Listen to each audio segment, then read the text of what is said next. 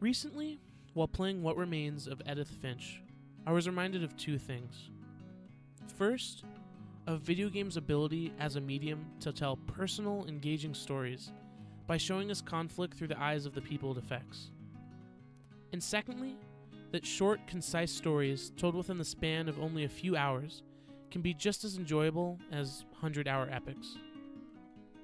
In today's world, the concept of death and dying has been intermingled with societal norms and acts as a core building block in most people's beliefs, normally shown through religion, worldviews, and life goals. What Remains of Edith Finch doesn't take the philosophical approach in its storytelling, instead leaving the player to interpret its message as it pertains to them. It's a game that's message is to find your own, but let me show you what I mean. The game begins with your character on a ship headed to an unknown destination, but quickly transitions as you open your family tree, and now you play as Edith, a young woman whose mother has recently passed, leaving her only a small key that unlocks something in her childhood home. A home she hasn't returned to in 6 years. Oh, and her family might be fated to lead short, often tragic lives. Or maybe not? This small conceit is a narrative hook that works surprisingly well for me, pulling me in and keeping me wondering just what is killing the Finches. And over the course of about 3 hours, you find out. The Finches may all share the same home, but each member of the family tree lived anywhere from 1880 to 2017. Their memories and the things left behind were perfectly preserved by Edith's mother, who sealed their rooms one by one, slowly shrinking the house around Edith and her family from a mansion to more of a mausoleum. As the player, I can't imagine what it would be like to go through something like that, but the game makes it easy to empathize with Edith due to her desire to connect to a family long forgotten to her, and the overhanging weight that she's the last of her family and that death is quickly approaching. That's a feeling that almost anyone, young and old, can relate to, simply as humans. As she begins her search for a keyhole, we're eventually led through each room in the house, piecing together the lives of the Finches. And it's with these stories the game shows its other strength, emotional relevancy. Though the first story features many fantastical elements, the emotions and feelings expressed by its main character are distinctly grounded in reality.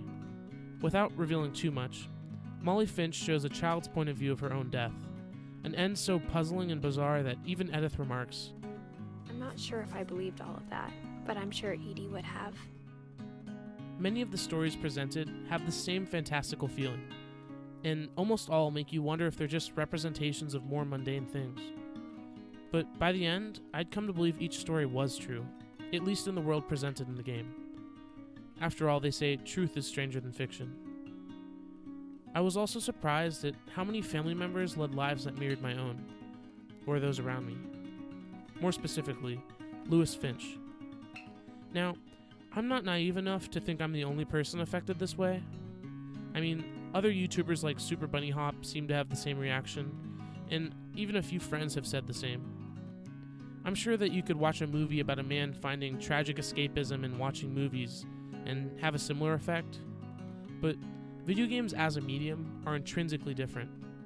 In a movie, you don't guide the character along as he tries to get help with depression.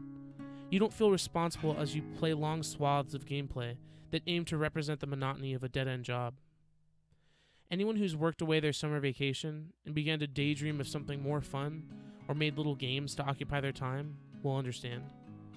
The end of Lewis's story hits a little close to home and deals with issues that I rarely see explored, except in games like Sybil or Virtue's Last Reward. Games that don't strive to make the player feel empowered, but instead force you to think about key decisions and people in your life. I'm not embarrassed to say I cried when finishing Lewis's story, but take that more to show the game's strength of characterization than any sensitivity on my part. One last thing I feel I should mention is the overarching plot that surrounds these stories. If Lewis's tale was one of fulfillment and ultimately tragedy, the other stories paint a spectrum so diverse they come together to form a family that seems believable, one with has-been celebrities and overbearing mothers and a curious daughter who just wants to reconnect. When you've seen all the game has to offer, laughed and cried and generally gotten sucked into this family, the credits roll. And you're given closure, not of a family reunion or the breaking of a curse, but the type that makes you close your laptop, take a deep breath, and just think about things. For a game so wrapped up with death and dying, its message is surprisingly hopeful. What Remains of Edith Finch is a deep, emotionally complex game. One that deserves to be played, maybe even replayed, by anyone who believes in video games' ability to tell human stories. One that costs about the same as a trip to the movies and can be played in the better part of an evening. And one I won't be memorializing anytime soon.